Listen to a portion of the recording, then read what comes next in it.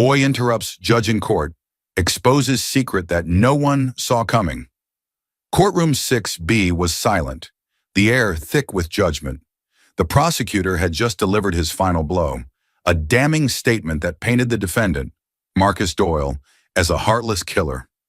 Marcus sat frozen at the defense table, his sunken eyes devoid of fight. The gavel hovered in the judge's hand, poised to fall like a guillotine sealing his fate. And then, "Stop the trial!" The words cracked through the air like lightning. Every head snapped toward the back of the courtroom. A small figure had leapt to his feet, an 11-year-old boy, thin, breathless, eyes blazing with something far bigger than fear, truth. "Marcus didn't do it! He's innocent!" the boy shouted, his voice echoing off the walls like a warning siren. The judge's hand froze midair. Her lips parted slightly, stunned, before they pressed into a sharp, angry line. "Who is that child?" someone whispered. "Is this a stunt?" "Security, get him out now," the judge snapped, slamming her gavel down. "This is a court of law, not a playground." But the boy didn't flinch. He took a step forward, eyes locked on the judge, and shouted with all the strength his lungs could give him. "I saw the real man. He forced a blonde woman into his car. It wasn't Marcus. I saw it with my own eyes." Gasps exploded like firecrackers across the courtroom. Marcus turned slowly in his seat, disbelief and confusion flooding his exhausted face. His attorney froze mid-sentence, completely blindsided. The prosecutor paled, his smug expression cracking for the first time all day. The judge's fury intensified. "Bailiff, remove him immediately!" she barked. Her voice was meant to restore order, but it only heightened the chaos. The courtroom was erupting. Reporters leapt to their feet. Cameras swung to capture every second. Spectators craned their necks. Court officers swarmed like hornets. The bailiff rushed toward the boy, but Eli Turner stood his ground. "If you let this continue, you're sending the wrong man to prison. I can prove it," he yelled, eyes glistening now, not with fear but desperation. The bailiff reached him, grabbing his arm roughly. "Let go! Please, just listen!" Eli begged, fighting against the grip. His sneakers squeaked violently across the polished floor as he was dragged away. But he kept shouting, his voice ragged and raw. "I saw the man. I saw what he did. I saw his face. It wasn't Marcus. You're making a terrible mistake." The judge stood now, slamming her gavel so hard it seemed to shake the room. "Order! This court will have order!" But it was too late. A ripple of something dangerous had been released into the air. Doubt. And Eli's words had landed like a bomb. One reporter slipped out of the room, whispering urgently into her phone. Another snapped pictures of the boy being restrained, shouting back toward the bench. "Judge, who is he? Is he a witness? Why hasn't he been called?" The judge's face was stone. "Court will recess for 10 minutes, she said, her voice trembling with suppressed rage. "Remove that child now." As Eli was yanked toward the exit, he twisted around one last time, planting his feet with everything he had left. He screamed over the roar of voices, his voice rising above them all like a siren in the fog. "You're all ignoring the truth just because I'm a kid. But I saw what happened." And then he was gone, dragged out into the hallway, the heavy wooden doors slamming shut behind him. The courtroom sat stunned. The judge stared at her bench, her composure visibly cracking. The defense attorney leaned over to Marcus, who still stared at the doors like they might open again and let the boy back in. In the hallway, Eli collapsed against the wall, breathing hard. His heart thundered in his chest like a war drum. His hands were shaking. He could still feel the bailiff's fingers digging into his arm, still hear the judge's cold dismissal in his ears. Just a child. That's all they saw. Not a witness, not a truth teller, just a kid. But Eli Turner had seen something that no one else had. He had watched a man, not Marcus, force a woman into a car. He remembered the color of the vehicle, the dent on the bumper, the panic on the woman's face, and he remembered what it felt like to stand frozen behind a tree, too afraid to help. And now, because no one believed him, because they refused to believe a child, an innocent man was about to lose everything. Although Eli had been dragged out of the courtroom like a troublemaker, his words had struck a nerve. The courtroom buzz refused to settle, and the judge, despite her stern denial, couldn't ignore the seed of doubt he'd planted. The room was silent, too silent. The towering bookshelves loomed like silent judges, packed with thick, leather-bound volumes of Law and Power. At the far end of the room sat Judge Eleanor Grayson, her steel-gray eyes fixed coldly on the boy seated before her. Eli Turner looked small in the oversized leather chair, his feet barely brushing the floor, his knees bouncing beneath the table. But there was no fear in his eyes now, only urgency. The door shut behind them with a heavy, echoing thud. The bailiff stood nearby, arms crossed, unmoving. The ticking of a grandfather clock filled the space between Eli's heartbeat and the rising weight of the moment. "Tell me what you think you saw, Mr. Turner," Judge Grayson said, her tone clipped, calculated. She didn't say Eli. She didn't smile. She didn't offer comfort, because to her this was just a disruption, a child, a mistake. But Eli leaned forward, gripping the edge of the table like it was the only thing anchoring him to the world. "It was around 4 months ago," he began, voice steady but rushed, "in Maplewood Park. I was riding my bike, near the lake, by the old bridge. That's when I saw them." Judge Grayson didn't blink. "Them? A man and a woman. He was yelling. I couldn't hear exactly what he said, but it was angry, aggressive. She tried to back away, but he grabbed her arm and pulled her hard." Eli's fingers tightened. His knuckles turned white. She had blonde hair. She was scared. She was screaming, crying. He looked around like he didn't want anyone to see. Then he shoved her into a blue car. Dark blue. A sedan. There was a dent in the back bumper. I remember that. He sped off and she didn't get out. He paused, breath hitching. "I told my mom. She said it was probably just a fight. She didn't believe me. No one did." Judge Grayson raised an eyebrow, unimpressed. "And you're certain this happened? You're absolutely sure it was 4 months ago?" "Yes, ma'am." Her voice sharpened. "Do you know what you're accusing someone of, young man?" Eli met her gaze head on. "I know what I saw, and I know Marcus wasn't the man in the park." A long pause. Then Judge Grayson exhaled, slow and condescending. She leaned forward, resting her elbows on the desk, her voice now icy and dismissive. "Eli, this is a murder trial. This isn't a school play or some adventure mystery. An innocent person will not walk free because of a child's imagination. Do you understand me?" The words struck like a slap, but Eli didn't flinch. "I'm not making this up," he said quietly. "You expect me to delay a trial, one built on months of investigation, DNA evidence, testimony, because a boy says he saw something in a park months ago?" She snapped. He didn't answer. She continued. "This isn't a game, Mr. Turner, and you are not a detective." "No," Eli said, his voice trembling now, not with fear but rage. "But neither are you if you let the wrong man go to prison just because you didn't believe a kid." The bailiff shifted. Judge Grayson stood. For a moment she stared at him, eyes hard, unreadable. Then she moved to her desk, picked up a folder, and opened it with slow deliberation. "Your behavior disrupted a federal proceeding. That alone could have earned you contempt of court," she said without looking up. "But I will speak with both attorneys, privately. If your story leads to anything substantial, they will decide how to proceed." "But," Eli began, "you will not return to the courtroom unless requested. Am I clear?" He swallowed hard. "Yes, ma'am." She nodded to the bailiff. "Escort him out." As Eli was led toward the door, he glanced back once more. Judge Grayson hadn't moved. Her face was stone. The moment the courtroom doors swung open, Ruth Turner stormed in like a thundercloud on legs. Nurse scrubs half-buttoned, hair tied in a messy bun, exhaustion in her eyes and fury trailing behind her like smoke. She didn't glance at the whispering spectators or the security guard who had escorted her son out. Her gaze locked straight onto Eli, and it burned. "What did you do?" she hissed through clenched teeth as she grabbed his wrist. "Mom, just listen." "Don't talk. Not one word." She yanked him down the corridor, her grip ironclad, her footsteps loud enough to echo through the marble hallway. Eli stumbled to keep up, his breath catching, but he didn't resist. Not physically. Emotionally, though, he was screaming inside. She didn't stop until they reached the elevator.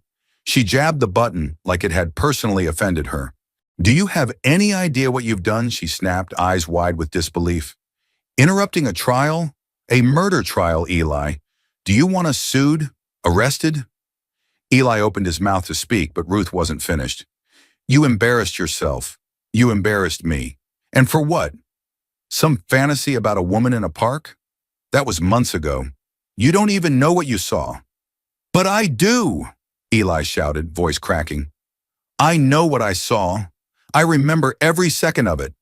He pulled her into a car. She was screaming. It wasn't Marcus. Mom, I swear it wasn't. The elevator dinged. She shoved him inside, then turned to press the ground floor button with such force it made a hollow thunk. She turned to face him. Her voice was quieter now, but it cut even deeper. You're not a detective. You're a child. You don't get involved in these things. You don't stand up in courtrooms and accuse people of murder. That's not how the world works. Eli felt his chest tighten, as if her words had vacuumed the air out of the room. That's the problem, he muttered. No one listens to the truth if it comes from someone small. Ruth looked at him for a long moment, like she didn't even recognize her own son anymore. The elevator doors opened, but neither of them moved. The truth? She repeated. The truth is that you're just a kid who's watched too many crime shows. This isn't your place, Eli. You don't get to make it your place. And just like that, she stepped out. The silence in the car was deafening. Eli followed her through the lobby, through the glass doors, out into the blinding daylight. The courthouse loomed behind them like a mountain of power that had rejected him completely. Photographers stood outside, snapping pictures, hoping to catch a quote. One reporter even stepped forward. Eli, did the judge hear your testimony? Is there a chance Marcus might go free? Ruth raised a hand. No comment. Stay away from my son. Eli wanted to speak, wanted to scream the truth until the window shattered, but he was already being pulled again, guided like a prisoner toward their rusted old car. Once inside, the silence wrapped around him like a straitjacket. Rain began tapping on the windshield, soft at first, then harder, as if the sky itself couldn't stand the weight of what had just happened. Eli stared out the window, his reflection blurring behind the raindrops. He felt hollow, like something inside him had cracked. He had stood in front of a courtroom. He had risked everything to speak the truth. And not one adult believed him, not the judge, not the lawyers, not even his own mother. The very people who told him growing up to tell the truth had silenced him the second he did. Ruth drove in silence. Her hands gripped the steering wheel tightly, knuckles pale. She didn't speak, didn't glance over, not even when the light caught the wet streak sliding down Eli's cheek. He wiped it away before she could see, because if she wouldn't believe him, then she didn't deserve to see him cry. As the city passed by in a blur of wet concrete and headlights, Eli made himself a quiet promise. If they wouldn't fight for the truth, he would, alone, if he had to. The clouds hung low over Maplewood Park, casting a heavy gray light that mirrored the weight in Eli's chest. The world had moved on. Laughter rang from the playground, joggers passed by without a second glance, and parents strolled with their toddlers, oblivious. To them, this place was peaceful, normal, safe, but not to Eli Turner. Not anymore. His sneakers crunched against the gravel path as he walked slowly, retracing every step he had taken months ago, the day everything changed. He could still feel it, the unease in his gut, the chill in the air, the way that man had looked over his shoulder before forcing the woman into the car. No one had listened, not the judge, not the police, not even his own mother. But that didn't make what he saw any less real. And if the adults wouldn't look for the truth, he would. He moved past the lake, past the empty bench he'd hidden behind that day.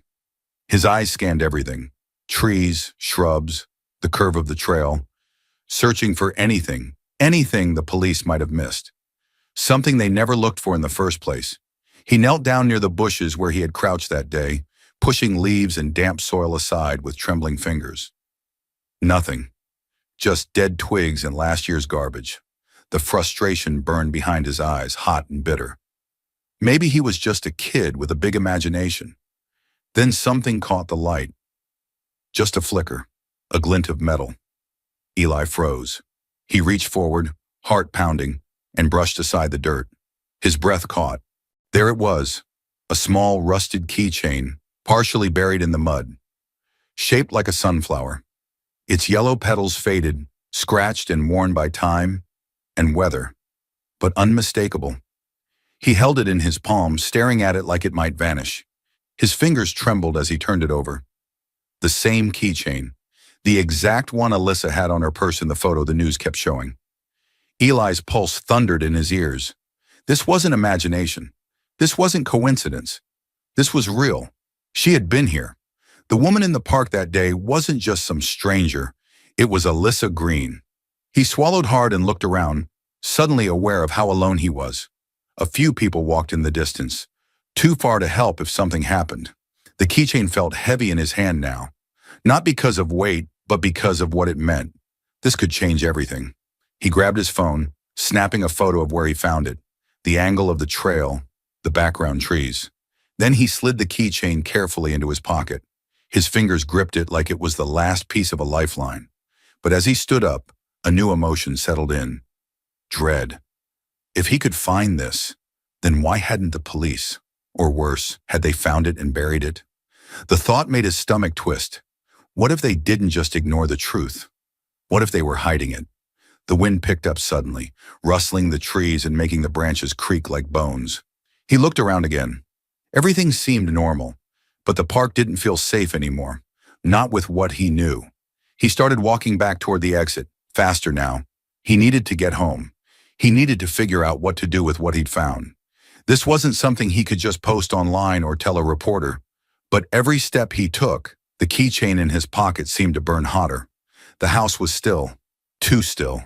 The kind of silence that didn't bring peace, but tension. Heavy, crawling tension. The kind that wraps around your ribs and squeezes until your lungs forget how to breathe. Eli Turner sat in the dark, the glow of his laptop screen casting pale blue light across his face. His room was quiet except for the faint whir of the ceiling fan and the slow, rhythmic pounding of his heart. Then, ping, an email. He blinked. The address was anonymous. No name, no subject, just a single line of text in the body. Stop. You have no idea what you're playing with. And beneath it, a sunflower emoji. Eli's fingers froze on the keyboard. For a long second, he just stared. His mouth went dry. His stomach twisted. Someone knew. Someone had seen him in the park. Someone knew about the keychain. His hand moved slowly, reaching for the mouse. He clicked to expand the email details. Nothing. Masked IP, no reply address, no attachments, just that one line. But the message was clear. Back off, or else. A cold sweat broke across the back of his neck. He slammed the laptop shut and stood up, pacing in the shadows. His mind raced with questions. How did they find me? Are they watching? Could they be outside right now? Then came the sound. Crunch. A footstep. On gravel. Right outside his window. He stopped breathing. Eli darted to the wall and pressed his back against it, straining to listen. Another step, then another. Slow, deliberate, right beneath the window frame. His window was closed, the curtains drawn. But that didn't stop the rising panic in his chest. He moved quietly, carefully, lifting the edge of the curtain just a hair. Enough to see the night outside. Nothing. Only the empty backyard, dimly lit by the distant street lamp. Trees swaying in the breeze. No figure. No car. No movement. But something was wrong. He could feel it. He grabbed his phone with shaking hands and typed quickly. Mom, there's someone outside my window. 3 dots popped up. Then her reply. Don't be ridiculous, Eli, it's late. Probably just the wind. Go to sleep. He stared at the screen. His pulse thundered. They always thought he was being dramatic, overreacting, just a kid with a wild imagination. But this wasn't imagination. This was a warning, a threat, and he knew it. He turned back to the window again, just in time to see the shadow move. It was fast, too fast for him to catch any details, but the shape was unmistakable. Tall, broad, human. Someone had been watching. Eli stumbled backward, heart slamming against his ribs like a prisoner trying to break free. He wanted to scream, but no sound came out. He checked the locks. Window, shut, door, locked. Still, he didn't feel safe, not even close. He slid to the floor, back against the wall, breathing hard. And that's when the next thought hit him. The car, that dark blue sedan with the dented bumper, the one he'd seen in the park, the one he'd described to the judge, the one no one cared about because he was just a kid. If someone was threatening him now, it meant he was getting close. And if the adults weren't going to help, he had to keep digging, even if it meant doing it alone. Eli got up, turned his laptop back on, and pulled up every public traffic camera archive he could access. Local news stations, city archives, social media pages with tagged posts in the area. Anything that might have captured that car. His fingers flew over the keyboard, eyes darting from video stills to street names. He traced the road leading from the park, where the abduction had taken place, to nearby intersections. Then finally, on a grainy security cam image outside a corner gas station, he saw it. Dark blue, rear dent, partial license plate, B47Y3. His pulse spiked. He had something.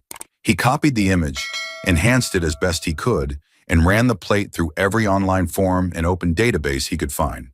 It was limited, but after 15 minutes of cross-checking local car reports, parking violations, and obscure online threads, a name surfaced, Derek Dex Harper. He clicked. The profile photo hit him like a punch. That was the man. The same man he saw grab the woman in the park. The same face burned into his memory since that terrifying day. Eli's stomach churned.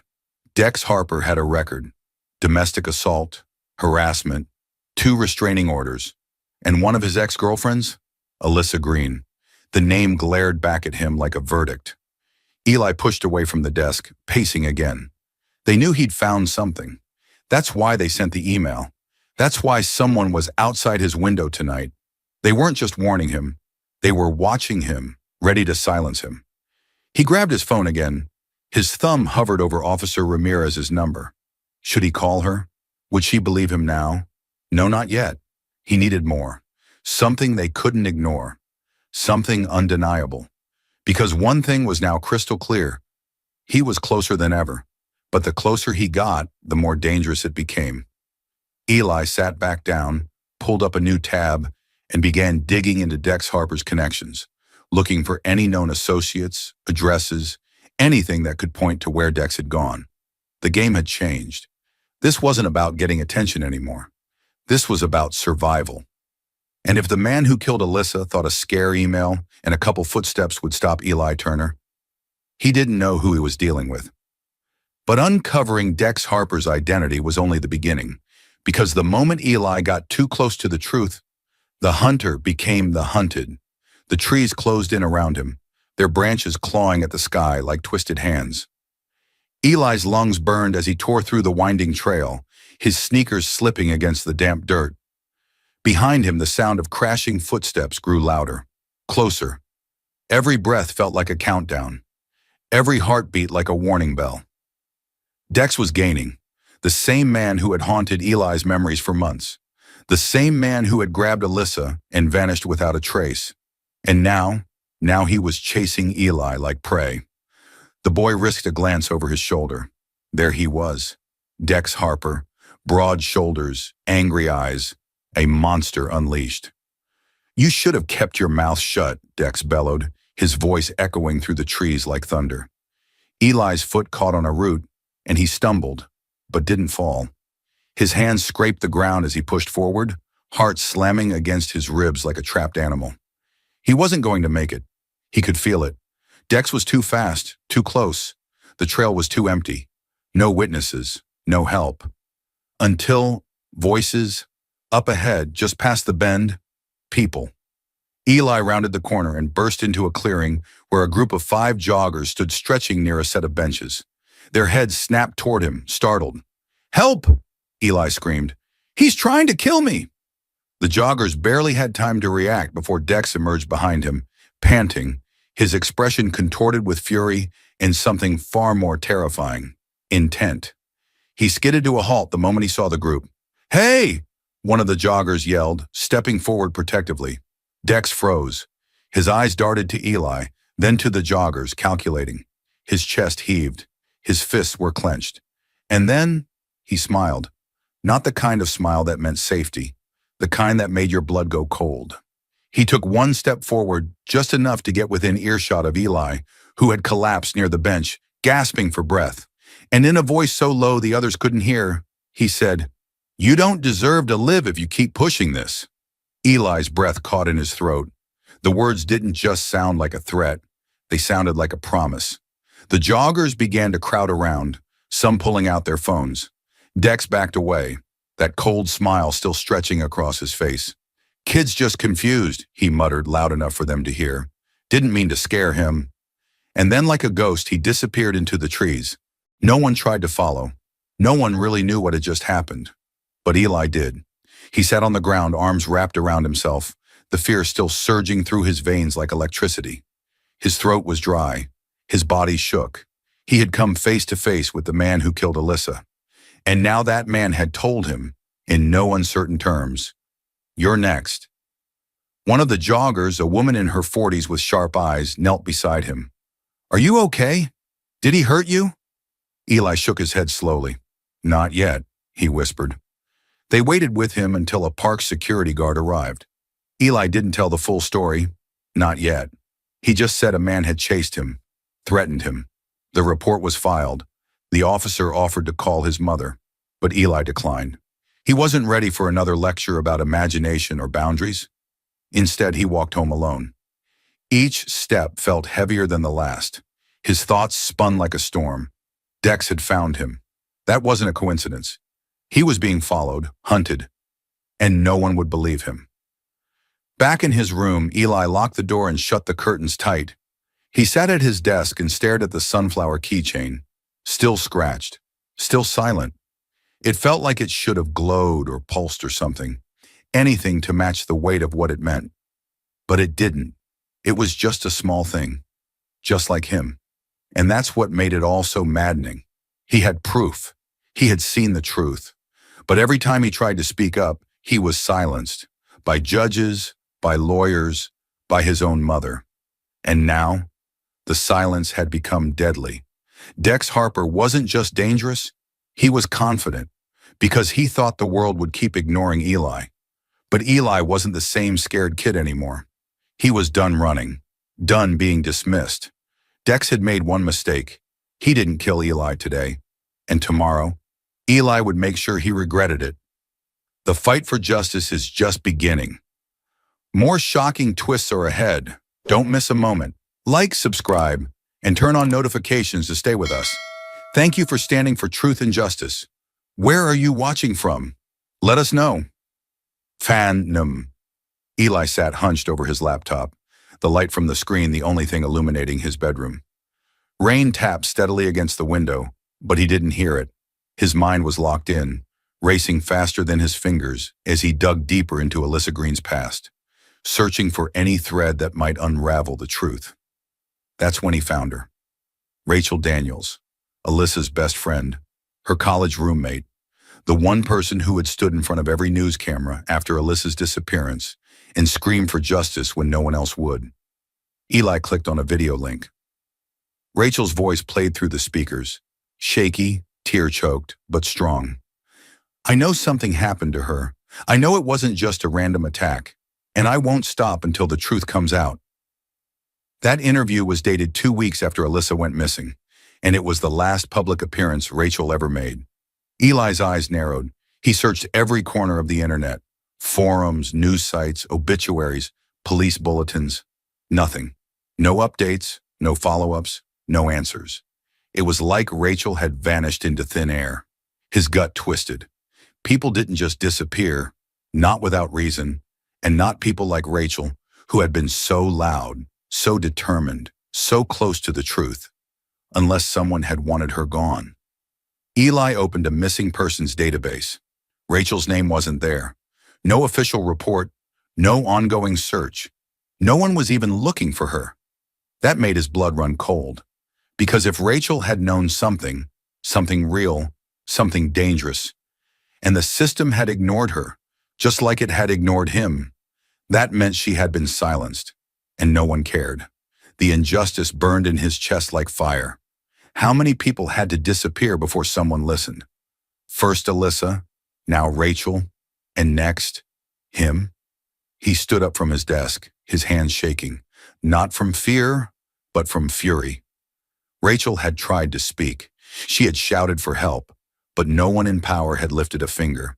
They had let her voice die in silence, just like they were trying to do to him. But Eli wouldn't let that happen, not again. Rachel's name wasn't going to vanish into the void. He was going to find out what happened to her. He was going to finish what she started. And this time, someone was going to listen, whether they wanted to or not. The sky over the old industrial district was a flat, lifeless gray.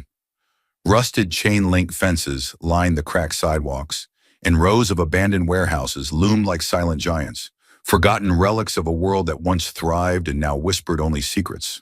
Eli Turner stood at the edge of the lot, gripping the straps of his backpack. His breath fogged in the cold air as he stared at the chain-link gate, slightly ajar. According to a few obscure online posts, urban legends, and scattered rumors, this was the last place Rachel Daniels had ever been seen. He stepped inside. The silence was immediate, eerie, not the peaceful kind, but the kind that made your skin crawl, like something was watching from the shadows. Eli moved carefully, weaving between rusted barrels and broken crates. Every footstep echoed too loud, each creak of rotted floorboards making his heart skip. He didn't know exactly what he was looking for, but something in his gut told him Rachel had left behind more than just rumors. Then he saw it. Near the back of the warehouse, half buried in dust and debris, something glinted faintly beneath a broken wooden plank. Eli knelt and brushed the dirt aside. His chest tightened. A charm bracelet, delicate, tarnished. One of the charms, a sunflower, was bent and cracked, the chain broken in two. It matched the sunflower keychain Alyssa once carried. And Eli remembered. Rachel had worn a sunflower bracelet in old photos. This was hers. She had been here, and she hadn't left on her own. Suddenly a sound, the soft crunch of gravel behind him. Eli spun around. A figure stood at the far end of the warehouse, dressed in a black hoodie, face obscured in shadow, not moving, just watching. Then the man stepped forward. "Give me the bracelet," he growled. Eli's heartbeat exploded in his chest. I don't know what you're talking about." The man lunged. Eli bolted. He sprinted through the warehouse, dodging debris, his sneakers pounding against the concrete. Behind him, the footsteps thundered closer. The man was fast, determined, dangerous. Eli shoved open the back door, bursting into the cold air. He ran full force into the open lot, his breath ragged, fingers clenched tight around the broken bracelet in his pocket. But the man didn't stop. "Give it to me, kid!" the voice roared behind him. Eli veered into an alley, darting around dumpsters and leaping over a stack of pallets. He could hear the man's breath now. Close, too close. Then up ahead, hope. A group of runners, 5 or 6 people, mid-jog, wearing bright vests and earbuds. Eli ran straight at them, screaming, "Help! He's chasing me! He's trying to hurt me!" The runners stopped mid-stride, startled, pulling out earbuds and turning toward the alley just as the hooded figure came skidding to a halt. One of the runners, a tall man in his 30s, stepped protectively in front of Eli. "Back off," he said, voice low but firm. The hooded man froze, his fists clenched, his eyes locked on Eli, and for a terrifying second, it looked like he might attack anyway. Then, he turned and vanished into the alley shadows, gone. Eli collapsed to his knees, gasping for breath. One of the women knelt beside him, hand on his back. "You okay, kid?" Eli nodded weakly, his voice hoarse. "I need a phone. I need to call the police." 20 minutes later, red and blue lights lit up the warehouse district like a crime scene. Officer Ramirez was the first to step out of the cruiser, concern etched deep into her face. "Eli," she called. He stood up from the sidewalk where the joggers had been watching over him. His hands still trembled as he reached into his pocket. "I found this," he said, placing the broken sunflower bracelet into her gloved hand. "It belonged to Rachel Daniels. She was here. He was chasing me for it."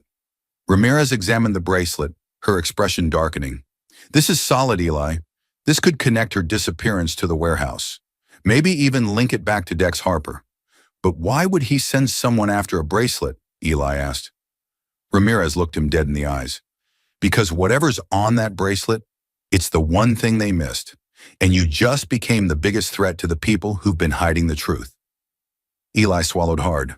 The runner stood nearby, still shaken but safe. The hooded man was gone, for now. But Eli knew what this meant. They were watching him. They wanted him silenced. But he had something now, real evidence. The broken bracelet wasn't just proof Rachel had been there. It was proof someone had tried to erase her, just like they tried to erase Alyssa. Just like they were now trying to erase him. But Eli wasn't going to let that happen. Not with the truth in his hand. Not with Rachel's voice whispering through the broken chain. Not when justice was finally within reach. The courtroom had never felt colder. Eli Turner stood just outside the heavy double doors of courtroom 7C, clutching a folder so tightly his knuckles turned white. Inside it, a bent sunflower keychain, a series of time-stamped photos, and a flash drive holding a single, bone-chilling voice recording. For weeks he'd been dismissed. By police, by the court, by his own mother, as a scared little boy with too much imagination. But not anymore, because now they were listening. It started 2 nights ago, when Officer Ramirez held Rachel's broken bracelet in her gloved hand and said the words Eli never thought he'd hear. We're reopening the case. Within 24 hours, the entire tone of the investigation shifted. Detectives combed through the warehouse Eli had escaped from. They found a hidden bloodstain beneath the floorboards, a DNA match. Rachel Daniels had been there. And suddenly, Eli wasn't just some kid with wild stories. He was a witness, a real one. The defense attorney, Mr. Callahan, a tall, sharp-eyed man with a voice like a scalpel, had asked to speak with Eli personally, not to coach him, not to downplay him, but to listen. And today, that man was calling him to the stand. Court is back in session, the bailiff announced, his voice ringing through the chamber. Eli's heart thudded in his chest as he walked forward, each step feeling like it echoed through the marrow of his bones. Marcus Doyle sat at the defense table, eyes sunken but wide with something new. Hope. The prosecution looked uneasy. As Eli took the stand, he looked out at the courtroom. The reporters, the skeptics, the same judge who once ordered him dragged out of this very room. He cleared his throat. My name is Eli Turner. I'm 13 years old. And Eli, Callahan said gently, can you tell the court what you saw the day Alyssa Green went missing? Eli nodded. He kept his voice calm, even as his palms began to sweat. I was riding my bike through Maplewood Park. I saw a man arguing with a blonde woman. She looked scared. He grabbed her arm, forced her into a dark blue sedan. There was a dent on the rear bumper. I didn't know who they were, not until I saw the news. And this wasn't Marcus Doyle, was it? No, Eli said, stronger now. It was someone else. I saw his face. It was Dex Harper. A murmur rippled through the room. Callahan walked to the evidence table and held up a plastic bag. Inside, the scratched sunflower keychain Eli had found in the park. Is this the item you discovered buried near the trail? Yes, it matches the one Alyssa had in photos. And do you have any photographic evidence of the car you saw that day? Eli nodded and opened the folder, sliding out several printed images. I found security footage. The license plate matches a vehicle registered to Dex Harper. The judge leaned forward now, studying the photos with narrowed eyes. But Callahan wasn't finished. He held up a USB drive. And finally, Eli, can you tell the court what's on this flash drive? Eli's hands trembled. It's a recording from the day I was attacked near the warehouse. It's Dex. He chased me. He tried to take the bracelet Rachel dropped, and I recorded what he said. Callahan turned to the judge. With the court's permission, the judge gave a silent nod. The audio played. At first it was static, then Eli's ragged breath, footsteps, a sharp shout. Give me the bracelet, kid.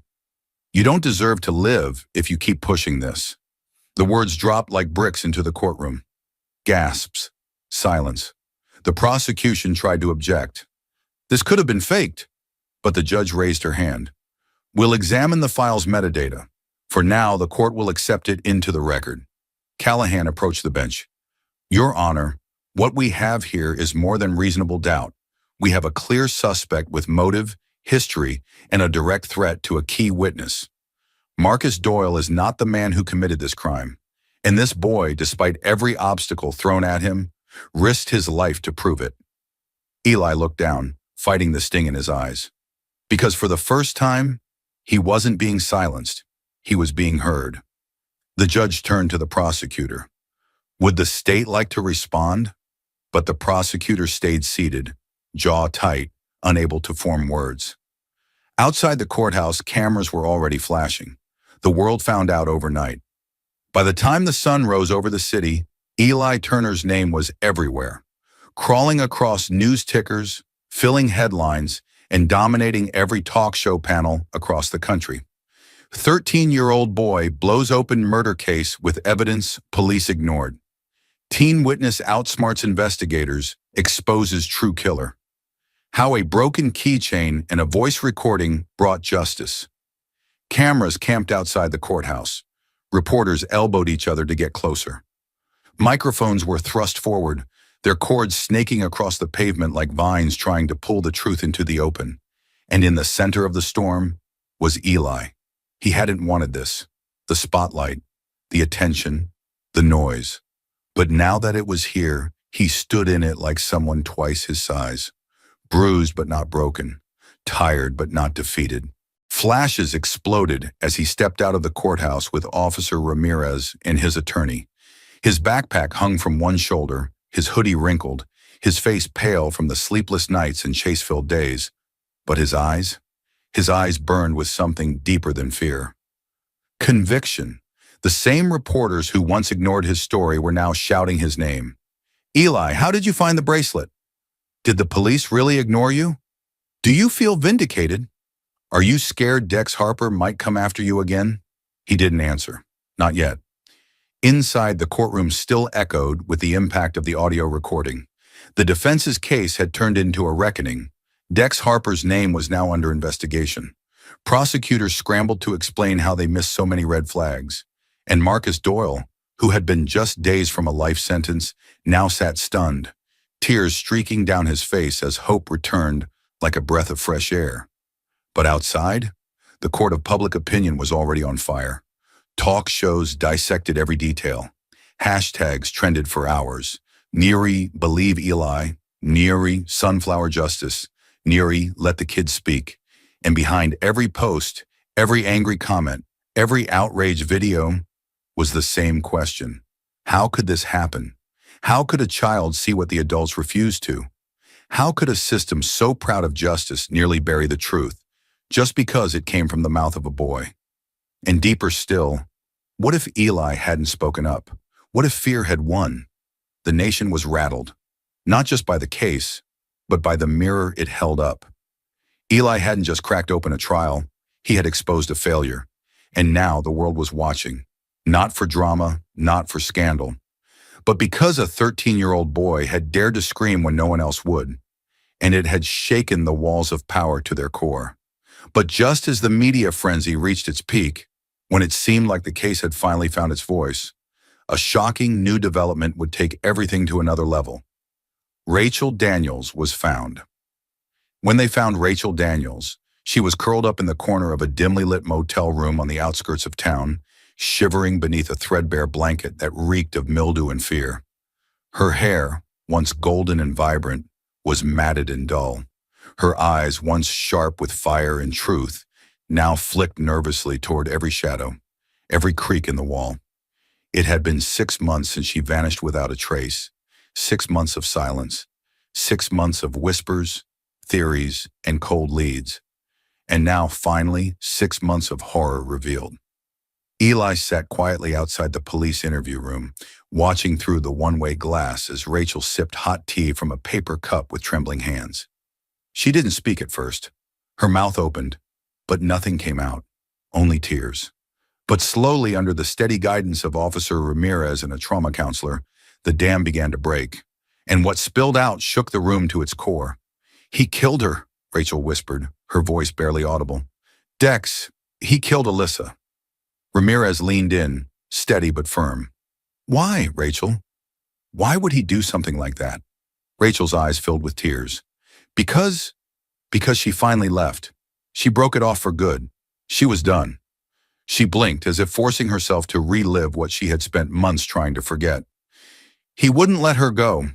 He said if he couldn't have her, no one could. The room fell into a still silence. Eli's heart pounded in his chest as he pressed closer to the glass, barely breathing. He had believed this all along, but hearing it from Rachel's own mouth, it made it real. Ramirez kept her voice calm. And did you see it? Rachel nodded slowly, almost imperceptibly. I didn't mean to, she said. I went to the park because Alyssa said she was meeting him one last time. She didn't want to, but she thought if she faced him, he'd finally leave her alone. Rachel paused, breath catching in her throat. I hid behind a tree. I heard them arguing. He kept begging, then shouting. Then she stopped. Tears streamed down her face. He snapped. He grabbed her. She screamed. I ran. I couldn't move fast enough. I couldn't help her. And I knew if he saw me. She shook her head violently. He would have killed me too. Ramirez was silent for a beat. Did he know you were there? Rachel's eyes hardened. He found out. Not that night, but later. He sent a message. No words, just a picture. A sunflower keychain, smashed, just like the one Alyssa used to carry. She reached into the pocket of her hoodie and pulled out a crumpled photo, an old picture of her and Alyssa on a beach laughing. It was stained, worn from being folded and refolded 1,000 times. I went into hiding. I didn't know what else to do, Rachel whispered. I thought if I disappeared, he wouldn't come for me. Her voice cracked. But he never stopped watching.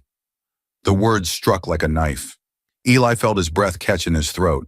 This is what she had lived with for months. Fear, silence, isolation. Not because she was weak, but because she knew speaking the truth would cost her everything. And it almost had. But now finally the silence was broken. Ramirez gently laid a hand on Rachel's shoulder. You did the right thing. You're safe now. Rachel didn't answer. She just nodded, once, and stared down at the photo in her hands like it was the last piece of her former life still intact. But just when Eli thought the worst was behind him, when the truth had finally begun to surface, another shadow emerged, darker and more dangerous than anything before. This time they came after his family. It came in a plain envelope. No return address, no markings, just a single white envelope, slipped through the mail slot and left sitting on the kitchen counter like any other letter. Harmless, ordinary. But when Eli tore it open, the blood drained from his face. Inside was a single photograph, grainy, slightly tilted, but unmistakable. His mother, Ruth Turner, standing outside the grocery store, keys in hand, smiling at something off camera. A candid moment, innocent, until you realized what it meant. It wasn't the photo itself that made Eli's hands tremble. It was the message scrawled across the back in black ink. Back off. She's not safe anymore. Eli dropped the photo as if it burned him. His breath hitched, chest tightening, vision blurring around the edges. This wasn't just a warning, it was a threat, and it was personal. They had followed her, they had watched her, and that meant they were closer than he ever imagined. He bolted to the window, yanking back the curtains. The street outside looked calm, normal. Kids rode bikes. A woman walked her dog. But now, Eli saw danger in every shadow, every parked car, every flicker behind a window. He ran upstairs and locked the door, hands shaking as he pulled out his phone. Officer Ramirez, he whispered when she picked up. They sent me something. It's my mom. They're watching her. She didn't hesitate. Stay put. I'm on my way. Within 15 minutes, patrol cars surrounded the Turner home. Ramirez stormed inside, eyes scanning every corner. Eli handed her the photo. Her jaw clenched. I was afraid of this, she muttered. You've rattled too many cages, Eli. The people you exposed, Dex and the ones protecting him, they're getting desperate. Eli's heart sank. You mean there's more than just Dex? Ramirez exhaled slowly, as if bracing herself for what came next. Yes, she said. We've been following a lead, and we think someone inside the department has been helping cover this up. For years, Eli's stomach twisted. A cop? Ramirez nodded. Not just any cop. Someone high-ranking. Someone who made evidence disappear. Who redirected attention away from Dex when Alyssa's case first opened. And now that you've dragged the truth into the light, they're trying to bury it again. Any way they can. Eli sat down hard on the couch. His whole world tilted. He had expected Dex to lash out. But this was betrayal on another level. If someone in uniform, someone sworn to protect, had chosen instead to protect a killer, then the corruption ran deeper than he ever imagined. Who is it? He asked. Ramirez hesitated. We don't have enough to name him. Not yet. But we have our suspicions. And I promise you, Eli, we're not stopping until we expose every last piece of this. But Eli's mind was already racing. A memory surfaced. Something small. An old interview he watched months ago. A police spokesperson dismissing Alyssa's case as a runaway incident just days after her body was found. Something about the way he said it. Flat, cold, rehearsed.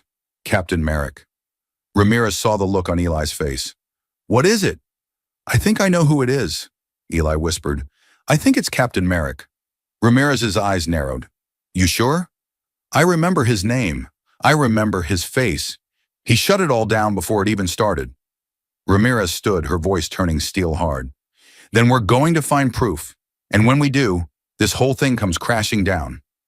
But even as she spoke, Eli's eyes drifted back to the photo of his mother. Because proof or not, the danger was already here. The storm hit just after midnight. Rain lashed against the windows of the safe house, wind howling like a warning through the dense trees surrounding the cabin. Inside, the only sounds were the steady tick of a wall clock and the soft crackle of a dying fire. Eli sat curled on the living room couch, eyes fixed on the glow of the security monitors. His mother, Ruth, had finally fallen asleep upstairs, but he couldn't close his eyes, not after the threat they'd received, not after the photograph. Not with the image of someone stalking his mother burned into his brain like a brand. Every creak of the wooden floor, every shift in the wind, made him flinch. Then he saw it. Movement. One of the perimeter cameras flickered. A blur crossed the screen, fast, low to the ground, like a shadow crawling through the storm. Eli leaned in, heartbeat hammering. He switched views. The motion sensor at the back door had triggered. Someone was out there. He grabbed his phone, hands trembling, and called Officer Ramirez directly. They're here, he whispered. Someone's outside. Back entrance. Ramirez's voice crackled through the receiver, sharp and urgent. Stay put. Lock the doors. We're 2 minutes out. 2 minutes. It might as well have been a lifetime. Eli dropped the phone and ran to the stairwell. Mom, he hissed up the stairs. Wake up now! Footsteps. A door creaked open. Ruth appeared at the top of the landing, eyes wide, still half asleep. What's wrong? But before he could answer, glass shattered. The kitchen window exploded inward, shards flying like shrapnel. A black figure rolled through the opening, landing in a crouch on the tile floor. A man, tall, drenched in rain, face hidden behind a black ski mask. A killer. Eli and Ruth both screamed. Run! Eli shouted, grabbing his mother's hand and pulling her toward the back hallway. The man lunged fast, precise, but slipped on the wet floor just long enough for them to gain distance. They bolted down the corridor. Eli slammed the emergency lock on the panic room door, just like Officer Ramirez had shown him. The heavy steel bolts clicked into place. Seconds later, fists pounded against the reinforced frame. Then, silence.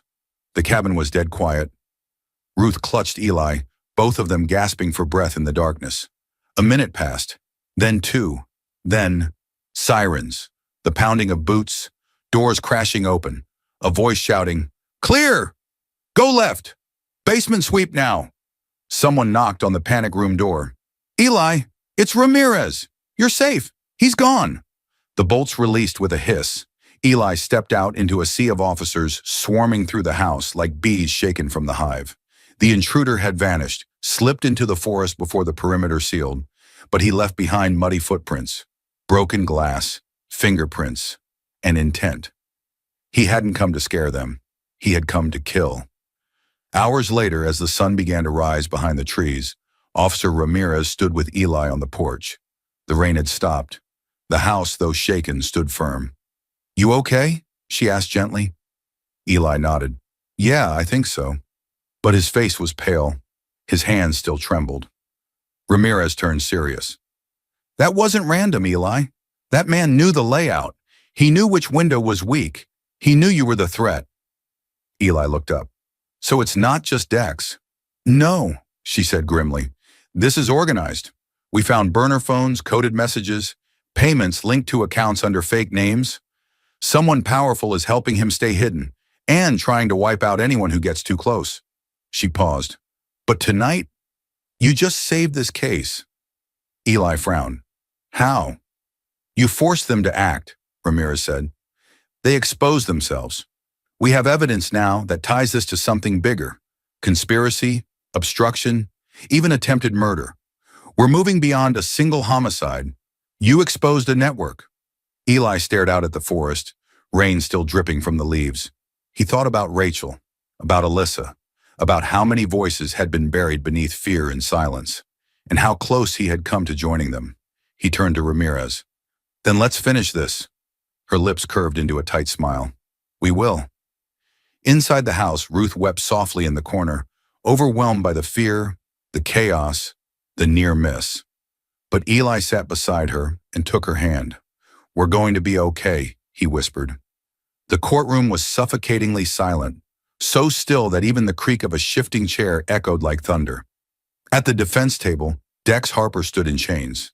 He didn't wear his signature smirk anymore. No confidence, no swagger. Just a pale, expressionless face and bloodshot eyes that refused to look up.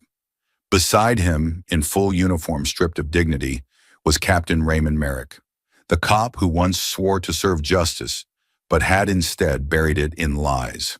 The judge's voice shattered the silence. "Dex Harper, for the murder of Alyssa Green, attempted murder, conspiracy, and obstruction of justice. This court sentences you to life in prison without parole.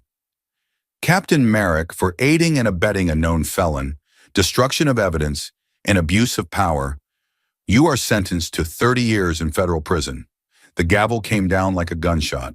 Gasps filled the air. Whispers swelled into a roar. Camera shutters clicked. Reporters scribbled furiously, and families in the gallery broke into tears. But through it all, Eli Turner remained still. He had fought for this moment with every breath he had. He had been chased, ignored, threatened, nearly killed, just to be heard. And now the truth stood tall while the guilty finally fell. At the defense table across the room, Marcus Doyle broke down as the judge turned to him. "Mr. Doyle, all charges against you have been dropped. You are free to go." He didn't move at first, as if he couldn't believe it, as if he expected someone to shout, "Wait, it's a mistake." But it wasn't. After months of being wrongly accused, sitting in a jail cell while the world branded him a monster, Marcus stepped into the aisle. His eyes swept the courtroom, then landed on Eli. He nodded, jaw tight, eyes glassy. "Thank you." Before Eli could respond, Rachel Daniels burst from the gallery and threw her arms around him. She sobbed uncontrollably, her face buried in his shoulder. "You did it!" she cried. "You saved me! You saved all of us!" Eli didn't speak. He couldn't. His chest ached too much to form words, so he held her tighter. The courtroom doors opened. Reporters surged forward like a rising tide. Microphones stretched. Cameras pointed. Flashes lit the air like lightning as Eli stepped outside. Questions flew from every direction. "Eli, how did you know it was Dex Harper? What would you say to the people who ignored you? Do you think the justice system failed?" He looked out at the sea of faces, judges, lawyers, officers, journalists, all the people who hadn't believed him when he was just a boy with a broken voice and a trembling hand holding the truth. He stepped up to the microphone and said one sentence, "I just wish someone had listened to a kid." Thank you for watching until this moment and for standing with us on this journey for justice.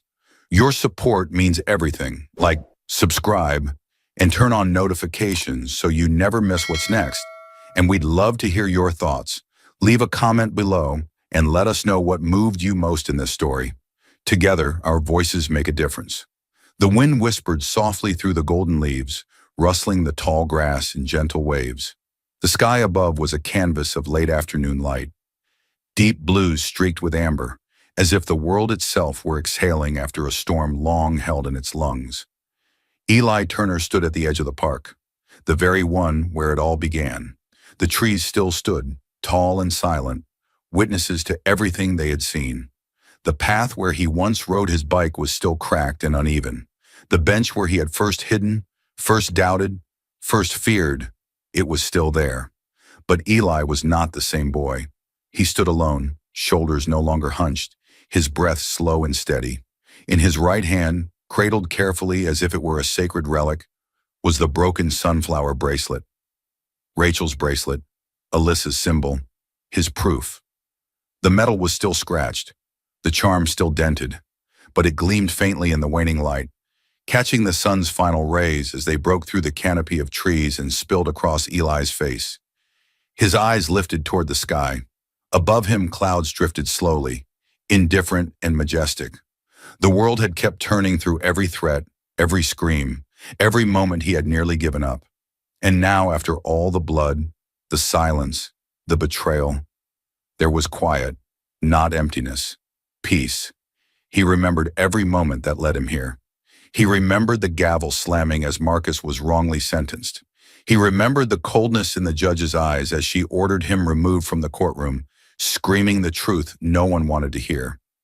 He remembered the click of a camera outside his window, the photo of his mother taken without her knowing, used as a weapon. He remembered the footsteps at night, the man in the black hoodie, the voice that said he didn't deserve to live. He remembered the betrayal when he realized a police officer sworn to uphold justice had been the very hand that helped hide a killer. And he remembered the disbelief, the laughter, the way adults dismissed him because his voice cracked, because he was just a kid. But he also remembered the moment Rachel was found. He remembered her whisper, "You saved me." He remembered Marcus walking out of that courtroom a free man, his eyes filled with tears of relief and gratitude. He remembered standing before a crowd of cameras saying the only words that mattered, "I just wish someone had listened to a kid." Eli closed his eyes now, letting the sunlight warm his face. He had been hunted. He had been silenced. He had been told to stop, to sit down, to let the grown-ups handle it. And he had refused, because he knew the truth didn't care how old you were. Justice didn't wait for permission, and courage didn't come from size. It came from conviction. In his hand, the bracelet felt heavier now, not because of its weight, but because of everything it had come to represent. A girl silenced, a truth buried, a boy who wouldn't let them be forgotten. He held it higher, letting the light hit it fully. The charm sparkled, faint but defiant. Like him, a few feet away, Officer Ramirez leaned silently against a tree, watching. She didn't approach, didn't interrupt. She knew this wasn't her moment, it was his. The boy who had refused to back down. The boy who had brought down a killer, exposed a conspiracy, and forced a system to look itself in the mirror. Eli opened his eyes again, squinting slightly against the light. His face was calm, but not soft. There was a fire behind those eyes, banked for now, but burning, because he knew there would be more like Alyssa, more like Rachel, more like Marcus, and more people who wouldn't believe them. But now the world had heard his voice. Now they knew, and he would never let them forget. The wind shifted again, carrying with it the faint scent of sun-warmed earth and fallen leaves. Eli turned and walked slowly down the path, the bracelet still in his hand, the sky still blazing above him. The fight was over. But the mission had only just begun. If Eli's story made your heart race, if it reminded you that even the smallest voice can shatter silence and bring the powerful to justice, don't let it end here. In a world where injustice lurks in every shadow, we need courage like Eli's more than ever. Like this video, subscribe to our channel and join us as we uncover more real-life battles where truth fights to be heard. Because sometimes it takes just one brave soul to stand up and change everything. Your support keeps these voices alive. Be part of the journey. Be part of the fight.